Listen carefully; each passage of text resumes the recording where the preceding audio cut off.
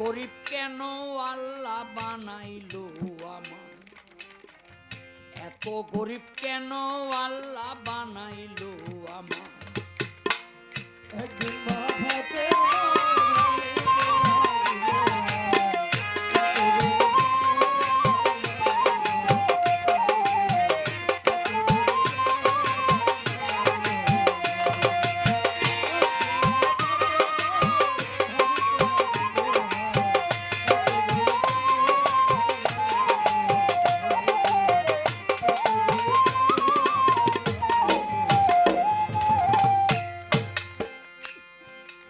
হাসান হোসেন 5 দিনের, মা ফাতেমা 7 দিনের, 9 দিনের অনাহারে আলী মরতু যায়।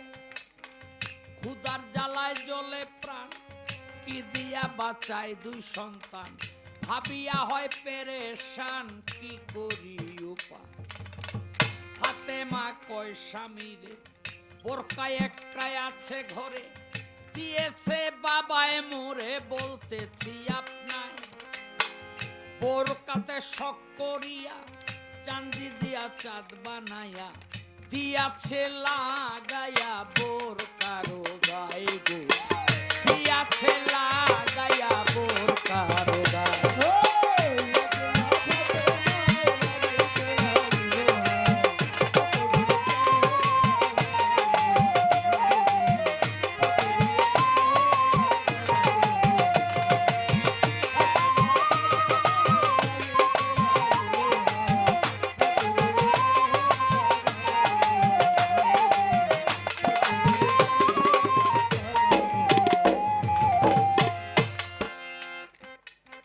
সেই চাঁদি বোরকা হতে খুলে দিল আলীর হাতে, বেচিতে বাজারেতে আলী চলে যায়।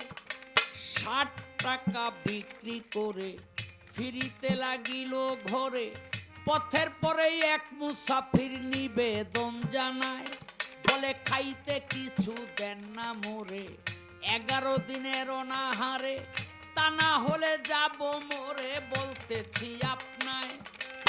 আলী ভাবে মনে মনে, আমি মাত্র 9 দিনে, 11 দিনের অনাহারি এই না বেটায়। ওরে এই ভাবিয়া হযরত আলী পকেট করিয়া খালি, যা ছিল দিয়া দিল তারে তখনায়। আরে যা ছিল তা সবই দিয়া হাটে আলী পথ ধরিয়া, কিছু দূরে গিয়ায় আলী লক্ষ্য করে চায়, এক উট লইয়া 2 বেচারা বট গাছের তলে তাহারা, আলীকে ডাকা ডাকি করছে তখনায়। আলী সামনে গেল, 2 বেটা বলতে লাগলো, উটটাকে কিনবানি ভাই 70 টাকায়। এই শুনে কয় হযরত আলী, পকেট আমার হইল খালি, কি দিয়া উট কিনিব বলো না আমায়। ওরে 2 বেটা কয় আলী রে, উট লইয়া যাও বাজারে, বিক্রি করে 70 টাকা আইনো এই জায়গায়। আলী বাজারে গেল, হঠাৎ এক লোক আসিল, 270 দাম ধরিয়া উট লইয়া যায়। ওরে 200 টাকা আলী পাইল, 70 টাকা তাদের দিল, 200 টাকা লইয়া আলী ঘরে চলে যায়। ওরে 200 টাকা ফাতেমায় দেখে বলে হায় রে হায়, স্বামী বুঝি দিচ্ছে বাড়ি কারো মাথায়।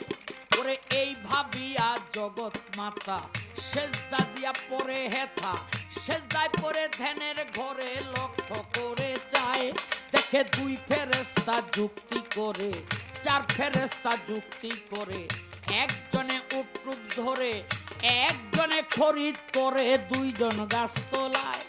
দেখে 4 ফেরেশতা যুক্তি করে, একজনে উট্টুক ধরে, একজনে খরিদ করে, 2 জন গাছ তোলায়। আল্লাহর রাহে করলে দান, দেয় আল্লাহ সুবহান, আল্লাহর রাহে করলে দান, দেয় আল্লাহ সুবহান। 60 টাকার বদলতে 200 টাকা পাইবে, 60 টাকার বদলতে 200 টাকা। একদিন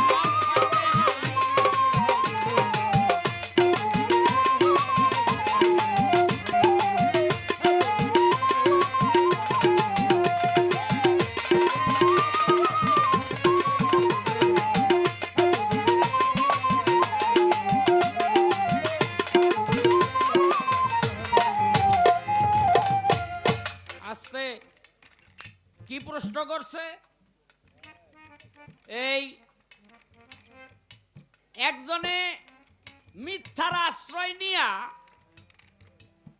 নবুয়তি দেখলো। হ্যাঁ, আপনাকে আজকে হিগাইয়া দিয়া যায়, জীবনে উপকার হইব।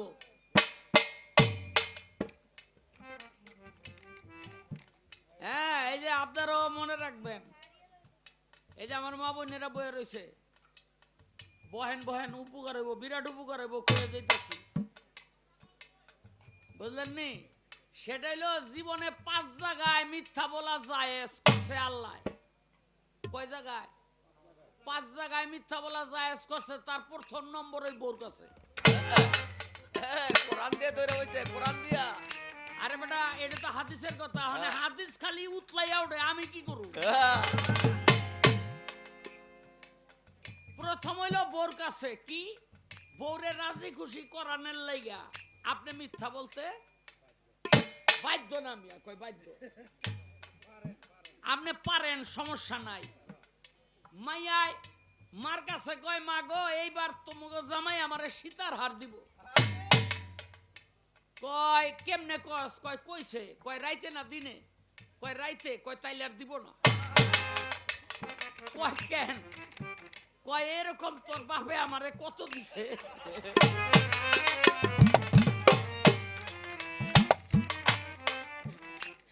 রাইতের কথা ঠিক হয় না। মিছা কথা এটা কোয়া জায়েজ। প্রয়োজনে বোর কাছে আপনি মিছা কথা কইতে পারবেন, সমস্যা নাই। এরপর হইল সন্তানের কাছে আপনি মিথ্যা বলতে পারবেন। সন্তান কিন্তু বাপের কাছে মিথ্যা কইতে পারবো না। বাপে সন্তানের কাছে মিথ্যা বলতে পারবে কেন? যে সংসার ঠিক রাখার জন্য, তাকে সান্ত্বনা দেওয়ার জন্য। এরপর হইল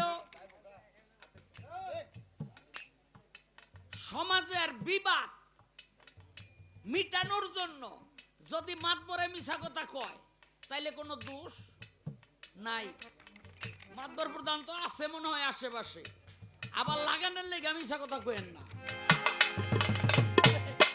শাহ আলম ভাই তো কইয়াই গেছে মাতবররা মিছা কথা কইতার, কিন্তু এটা লাগানোর লেগে না, বিবাদ মিটানোর জন্য। আপনার একটা মিছা কথায় যদি স্বামী স্ত্রীর মিল হয়, আপনার একটা মিছা কথায় সমাজের 2টা গ্রুপের যদি মিল হয়, আপনার একটা মিথ্যা কথায় যদি সমাজের একটা বিরাট উপকার হয়, তাইলে ওই মিথ্যা বলা যাবে। এরপর হইল যুদ্ধের ময়দানে আপনি মিথ্যা বলতে পারবেন। এটা কোন যুদ্ধ? ধর্মীয় যুদ্ধ, দেশের জন্য যুদ্ধ, অন্য কোনো যুদ্ধ না, বুঝলেন নি? এরপর হইল এই জীবন বাঁচানোর জন্য। জীবন বাঁচানোর জন্য আপনি মিথ্যা বলতে পারবেন, তাতে কোনো দোষ নাই। হ্যাঁ, এই 5 জায়গায় মিথ্যা কথা বলা যাবে। যাই হোক, এখন নবীর কাছে গিয়া এক ব্যক্তি মিথ্যা কথা কইল, নাম ছিল তার আক্কাস। নবীর পর্দা নেওয়ার সময় হইল, বিল্লালের ডাইকা বিল্লাল রে বলে, নবী তুমি মদিনার ঘরে ঘরে প্রচার করো, আমার কাছে যদি কেউ কিছু পাওনা থাকে আমি মিটিয়ে দিব, আর আমি কারো কাছে কিছু পাইলে আমি মাফ করে দিলাম। ঢোল কেউ ধরে না, বিল্লাল তো ঢোল বাজায়, বুঝলেন নি? এই যে আমাদের দেশের কিছু মানুষ কয় ঢোল বাজনা হারাম, দেখেন হাদিসের মধ্যে কি কয়। হাদিসের মধ্যে কি কয়? এটা আমার কথা না, কিন্তু বুখারী শরীফ 2য় খণ্ড 19 পৃষ্ঠা, আমি পৃষ্ঠার নাম্বার সহ দিয়া যাইতেছি, আপনারা পড়ে নেবেন। বুখারী শরীফ 2য় খণ্ড 19 পৃষ্ঠা। তবে এই বুখারী শরীফটা আগের প্রকাশিত হইতে হবে, নতুন করে যেটি ছাপাইছে ওটির মধ্যে হালার আইডি উঠাই দিছে। হ্যাঁ, তাইলে আগেরটা পাইবেন কই? আমার কাছে আছে, আমি এটা রাইখা দিছি, যত্ন করে আমি রাইখা দিছি আসতে। এখন এক ব্যক্তি ব্যক্তি গিয়া কয় বিল্লাল রে নবীর কাছে আমি পাই। কয় কি পাও? কয় নবীর কাছে কমু লয়ে গেছে। নবী কয় কি পাও? কয় আমার দাবি হইল আপনি যুদ্ধের মাঠে যাইতেছিলেন, ঘোড়াতে উঠবেন, 3টা বাড়ি দিলেন, বাড়ি 3টা আমার পিঠে লাগলো। আমার নবী কয় এই যে চাবুক সেই বাড়ি মারো। আকাশ কয় না নবী, আমার যেদিন বাড়ি দিছিলেন সেদিন কেউ ছিল না, আর আমি ছিলাম খালি গাঁও। নবী কি করলো? সবারে ঘর থেকে বাইর করে দিয়া নিজেই দরজাটা লাগাইলো, লাগাইয়া পিঠের কাপড়টা উঠাইলো, আকাশ চাবুক লইয়া পিছে গিয়া নবীর মুহরে নবুয়তের মধ্যে চুম্বন কইরা নবীর পাও দুটা ধইরা কয় ইয়া রাসূলুল্লাহ আমারে ক্ষমা করেন। বলে কেন? কয় আমি মিথ্যা কথা কইছি। আমার নবী কয় আমি তো জানি মিথ্যা কথা কইছো, কিন্তু কইলা কেন? কয় আমার মা হইল আপনার ভক্ত, আমার মায়ের মুখে শুনছি আপনার এই মোহরে নবুয়তের মধ্যে যদি কেউ চুম্বন করতে পারে তার 14 পুরুষ জান্নাতি। ইয়া রাসূলুল্লাহ, এই জন্য আমি মিথ্যার আশ্রয় নিয়া আমি মিথ্যা কইয়া পাপ করছি, এটা আমি জানি আমি জাহান্নামে যাবো, কিন্তু আপনার মোহরে নবুয়তের মধ্যে চুম্বন করছি, এই জন্য আল্লাহ আর আমারে জাহান্নামে দিতে পারবো? আল্লাহ আর জাহান্নামে দিতে পারবে না। আমারে মাফ করেন। আমার নবী কয় মাফ করে দিলাম, তোমার এই মিথ্যায় কোনো অপরাধ হয় নাই। যাক, আমি বলা কোয়া শেষ করলাম। এই পর্যন্তই পালা গানটা থাক নাকি? হ্যাঁ, এই পর্যন্তই পালা গানটা থাক, আর পালার দরকার নাই। আচ্ছা, এই পালা শেষ বন্ধ করবে, বন্ধ কর।